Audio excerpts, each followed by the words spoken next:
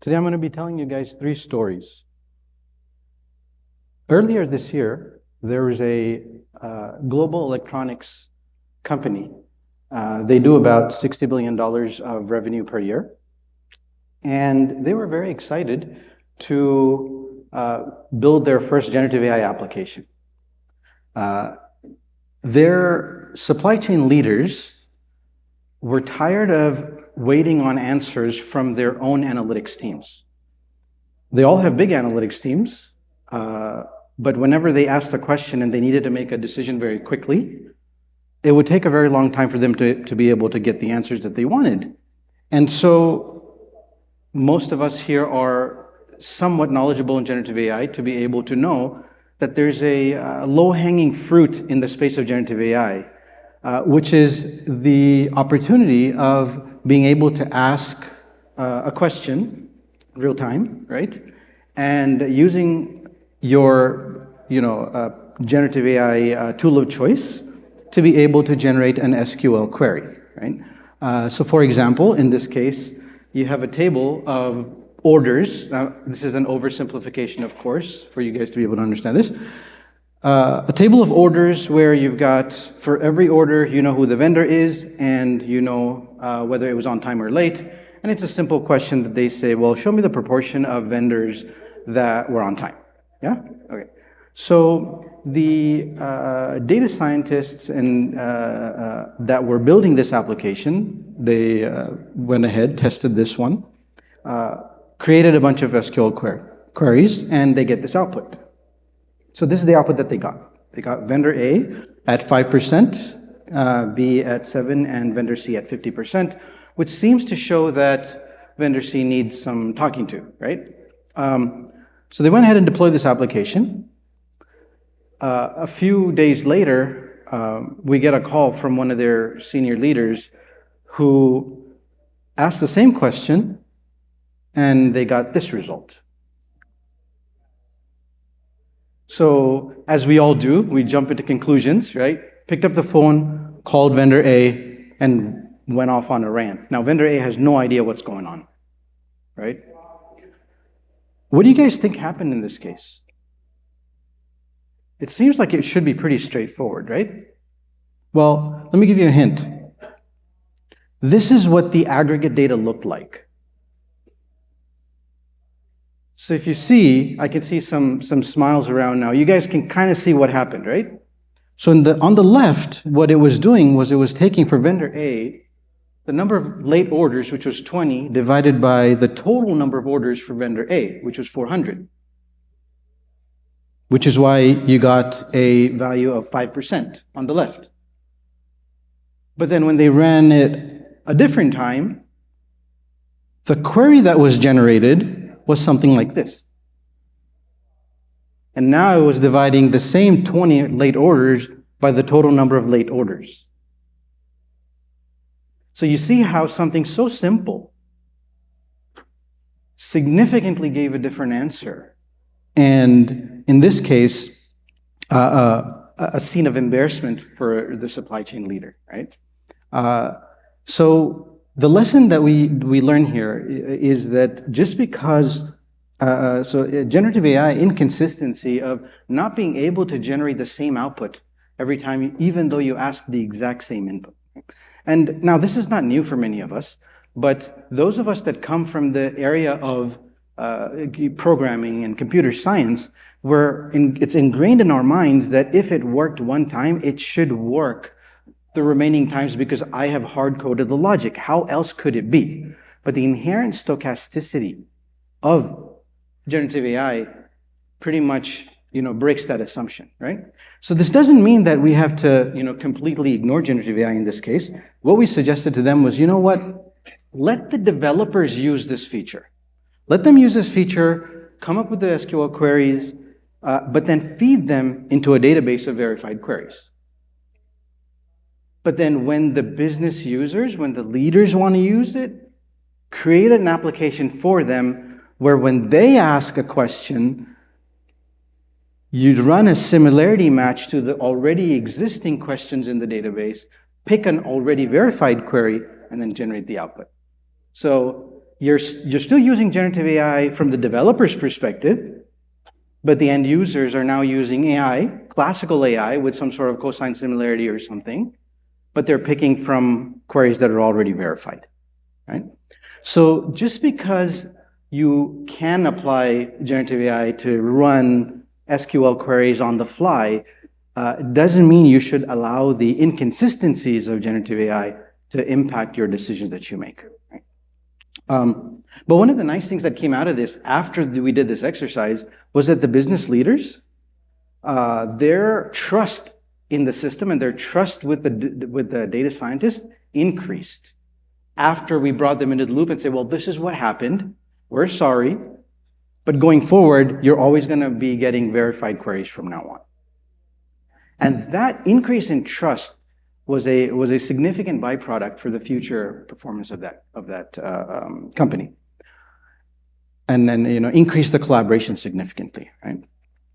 With that, let me go over to story number 2. Now, speaking of collaboration, in my role as faculty here at the University of Texas, specifically in data science, we collaborate across the university quite a bit, right? Recently I was with the faculty of ophthalmology, and over lunch they were telling me about how much of a pain it is for them when they go through applications for residents that apply to their program. So you guys all know, right? That's how it works when a medical student wants to go and get their residency somewhere. They have to fill out these applications. It goes into a matching system, and then they get matched, right? That's the process. So this is what that application looks like, by the way. It comes from a system called SF Match. SF Match does the collection of information. That's where these students go and fill out their applications. So there's basic information like their, what recommendation letters they're getting, what their their GPA from the university GPA, what their USMLE scores are, step 1, step 2 mostly, what publications they have there on the bottom, how many publications they have, where did they publish, and then, they have a personal statement that they write up. This package, by the way, is 40 pages long. Okay, and it only comes in PDF, by the way, right? Fun fact. So in addition to this, they have full letters of recommendation. And in med school, by the way, interestingly, this is something I learned recently, you don't really get a grade. You don't get you're in the, you got an A, B, C, or D. The way it works is they tell you whether you were in the bottom half of the class or the top half of the class, or maybe in the middle somewhere. And that information, by the way, guys, is hidden somewhere in the middle of this entire 40-page document, conveniently, right? So the opportunity here is, what if we could apply some sort of generative AI here to be able to read through this document, right? It can't be that hard. It's a PDF document. By the way, we would think that OCR would have, come far by now. None of the OCR tools were able to get us even 50-60% close enough. And so, we had to modify our own OCR tools, run entity extraction and things like that. And this is what we were looking for on behalf of the ophthalmology department. What is their academic performance? Okay, look at their GPA, their step scores. Then measure how well they've done in research. As we go through these applications, it's a lot of fun, by the way, just to kind of see how people try to play the system. I'd seen applicants that have, 35 publications, which is almost unreal. And what's interesting is when you compare their application with other students, there's a lot of overlap, right? So it's almost like, me and my 20 friends, we each do one paper and we have 20 now authors on every paper, right? So looking at the total number of publications is not enough. You also need to know how many of them are these students, are they first authors or first 5 authors, to be able to see whether they were really, did they really do work on that research? And then this is where the softer side of things come, where you have to read through their personal statements. You also have to read through their section on what volunteering work did they do. Many of the students that apply, by the way, do a lot of voluntary work with the homeless. So providing healthcare to the homeless is a very common thing to be done. And then gauge their potential future bedside manner, right? How empathetic might they be? Now, these are all extracted from the content. So there's always a potential for bias here. But the alternative is there's humans reading these with just as much bias or more. And after doing all of this, combine that into some score. Then this score is then used to sort all of them before they get shipped off to be interviewed, right? So this is after they submit the application, before the interview, okay? So what could go wrong here? It's a perfect system. Everything should work perfectly, right? As our team was working on this, as data scientists, we should be sticklers for attention to detail, right? So we plotted the scores. We just had gotten through the first 50, and we said, let's see what's happening. This is what we saw was happening with the output scores, the summary score. Okay? So now, anybody who's built box and whisker plots for any application, something doesn't look right here. Now, we're all for anomaly detection, right? Half of us here probably did some sort of anomaly detection. That's not an anomaly. That's anomalous to anomalies, right? And so we asked the team, you know what, go back in the spirit of ML Ops here at the conference, go back and trace, let's see what is happening at every candidate. Okay, and then this is what we found. So these candidates, this is how we're processing these candidates. They're not sorted in any way, right? They're coming from a random set. Does that look a little weird to you guys? What happened? The 10th candidate there had a high score, and seemingly everybody after that just did really well, right? Can anybody guess what might have been happening there? Calibration, that could have been it, yes? Now, again, many of you probably already know this, but whenever we're using GPT applications, generative AI applications in general, specifically when we were using OpenAI services, we're very proud of our ability to retain context, right? Right. So I ask a question, and then I ask another question, I ask another question, and that context is maintained as I go down the line. So in this case, what was happening was it was remembering context, even though we didn't want it to remember context. It could not forget candidate number 10 for some reason. Even though we had put in the measures to refresh memory, it still was doing this. And so what we ended up having to do here was, broke it up into two phases, right? First phase, we said, okay, we're going to run this candidate by candidate. And as we're running this on the OpenAI service, we're going to have to hard reset that entire service before we can run the next candidate, right? And now this is just one way to do it. There are other ways to do it as well. But that hard reset was necessary for the system to forget what it saw before it can apply to the next one. And then in phase 2, now that you've done it for every candidate, you can now assume independence better than we did before, and then calculate the percentile scores for each dimension. So there you see all the academic performance scores for every candidate. They're all independent of each other. Now you can do a percentile score to say, well, how did this candidate fare compared to all the other candidates that happened to apply the same year? Another fun fact here, when we ran it, this is the third time we're running it, by the way. When we ran it for the 2022-23 round, we noticed a drop in the academic performance, most likely because of all of them who took the step that the USMLE during COVID. And so by taking these percentile scores, you're normalizing for that. You're not penalizing anybody for it because you're comparing them against each other, right? And so now, we look at the timeline now, looks a lot more random as we would have expected, right? And then, okay, now we can breathe a sigh of relief. That's what it should look like, yeah? So just because you can batch process a bunch of content at the same time doesn't mean you should allow the over-contextualization or any issue like that to affect your ability to make independent decisions, especially when you're evaluating candidates and students for what might be something, a life-changing event in their careers. Right? That was also in the area of healthcare. How many of you here would consider mental health as a growing area of concern, at least here in the US? Show of hands. Doesn't it seem like many of us are either dealing with it directly in our families, friends, colleagues, or indirectly in some way? And it seems to be increasing exponentially.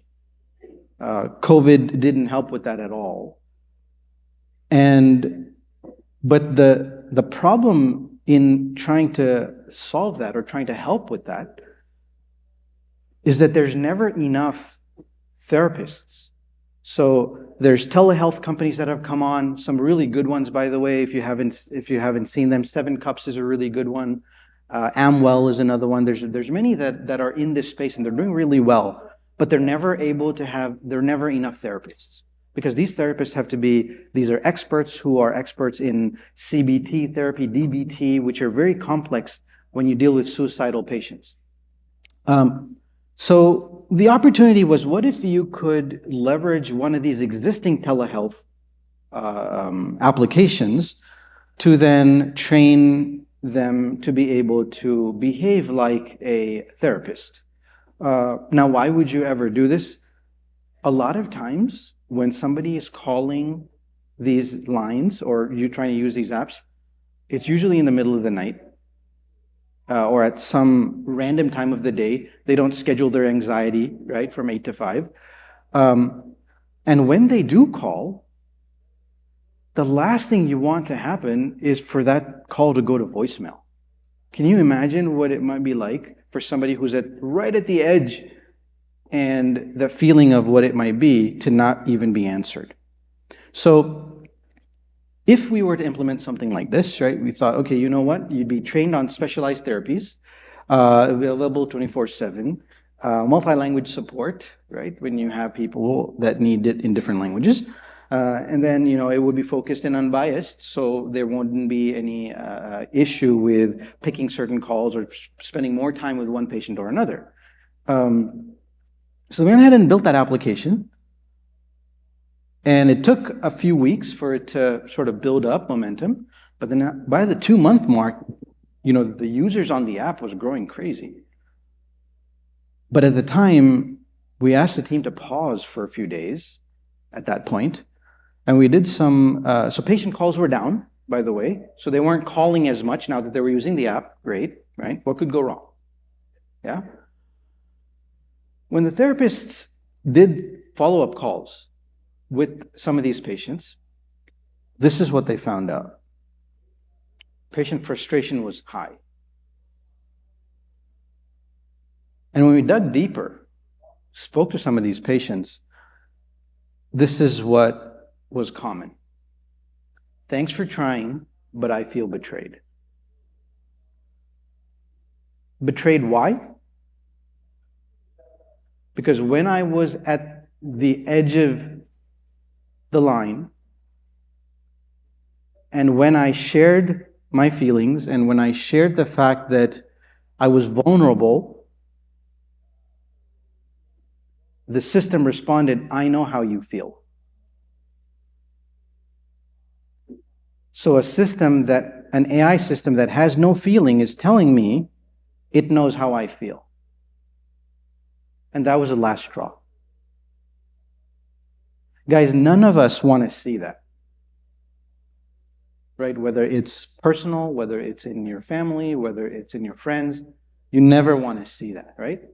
So, as an alternative, so this brings up the insensitivity of generative AI. And as an alternative, what we've suggested to the team is to do some sort of offline processing where you learn the histories of these patients and annotate that from an expert to say, where in the spectrum are they? How close are they to the end? And then you still leverage generative AI because you still have to pick up the calls. You still have to answer them in some way. You can't let it go. But once the results are offered, that still gets funneled through another therapist, but this time it doesn't have to be an expert. It could be a junior therapist who's now filtering it for the sensitivity. Again, this is one among many solutions that could be implemented here. This is still in process, by the way. And so we are not yet seeing the impacts of this. The challenge is here, we're trying to straddle between, do you not answer the call? Do you not answer them? But when you answer them, how do you do it in a sensitive way? You can leverage generative AI, but just because you can have an AI system, have the conversation on your behalf, doesn't mean you should allow it to play with somebody's emotions. Right? So with that, I'd like to conclude, guys. So there's 3 stories here we wanted to share with you guys. The work we do used to be back office. There used to be a gap between, machine learning models are being deployed, machine learning models are being built, but they're not getting deployed, or they're deployed, but they're not getting consumed, or they're getting consumed, but they're not generating business value, right? That's what we've been hearing for the last 4 or 5 years. With generative AI, it's closed that gap. It's closed that gap. You're reaching the end consumers right away. But this is an analogy I give to a lot of my students, is you think of generative AI as fertilizer that you have for your garden. You want to use the strong stuff. You want to use the stuff with nitrates. You want to use the stuff that gives you the best spring bloom. But along the way, you might hurt the fruit that you're trying to grow in the same garden. So striking that balance is very critical. We are impacting lives, literally impacting lives right now. And so it's on us to be, to up our game now and to make sure that we straddle this path, because the rest of the community is looking up at us to be able to make the right decisions. Right? Thank you very much.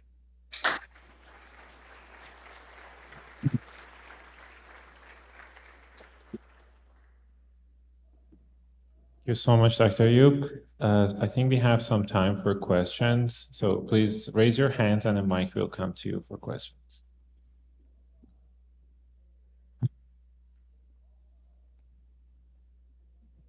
I want to be careful with the wording of my question, so have some grace on me, but how do you convince, or how did you guys come to the conclusion of kind of testing something that is not really proven in an environment with real people going through real problems with real consequences?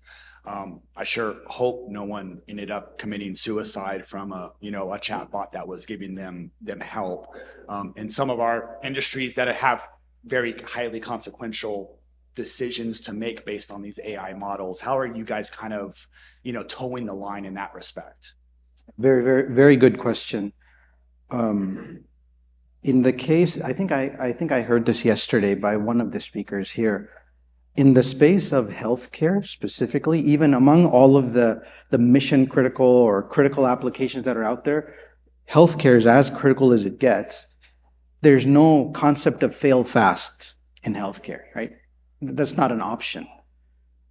So in these situations, we had to recruit candidates from among the healthcare community themselves, but not patients. And so it's the equivalent of, I don't like to say clinical trials, but it's our version of trials, where we put ourselves in that mode, and then it will never be the same as a patient. But we test it on ourselves and then see whether we are able to achieve, some level of a threshold of acceptance. And in the mental health space, we actually don't know the answer to some of those things. I would assume that if we were to build something like that, you would start with people that were remember I said you had to annotate the patients? You would pick the ones that are at the least end of that spectrum and then start with having conversations with them, not with the machine, with a human, and then see what the machine is responding and then decide whether that machine is ready to respond or not, right? But in all of these systems, guys, you cannot take the human out of the loop, right? Now, the only difference would be that you might be able to split where you need an expert in the loop versus where you might be able to live without an expert, but you still need a human of some sort in the loop. Right. That staying with the use case of healthcare and to your point, still having humans in a loop, have humans in a loop for annotation, things like that. Some of the approaches to alleviate the situation too is the implementation of rules, guardrails, right? If you Sorry, think about implementation of? Implementation of rules, guardrails, in those scenarios. So talk to us a little bit about scalability from that aspect, because now it seems like if you implement things like guardrails or rules in this scenario, how scalable would these solutions really come? Yeah. That's another good question. Guardrails in this, this is something I'd like, by the way, to share with everybody here. Well, we used to think of guardrails in the classical AI space, where we would put boundaries on what the output would be, right? You would put some boundaries, or you'd give some sort of test cases. You can't do it like you do in classical computing, but at least in machine learning, you still might be able to come up with some sort of test cases. With generative AI, it's very difficult to come up with test cases because of the inherent stochasticity of the system, right? If you fed the system with a different set of history, with a different input set, the stochasticity could still take you outside of the bounds. It doesn't matter how much of the guardrails you put. I have seen a few teams that have tried something. What they've done is every time they've found an outcome that's unacceptable, again, using RLHF, they would go ahead and put more guardrails, limit the types of questions that can be asked, limit the types of answers. But I don't think that's going to scale. How many are you going to keep stopping? And every time you build the system to be smarter, there's going to be smarter questions that come to try to fight it, right?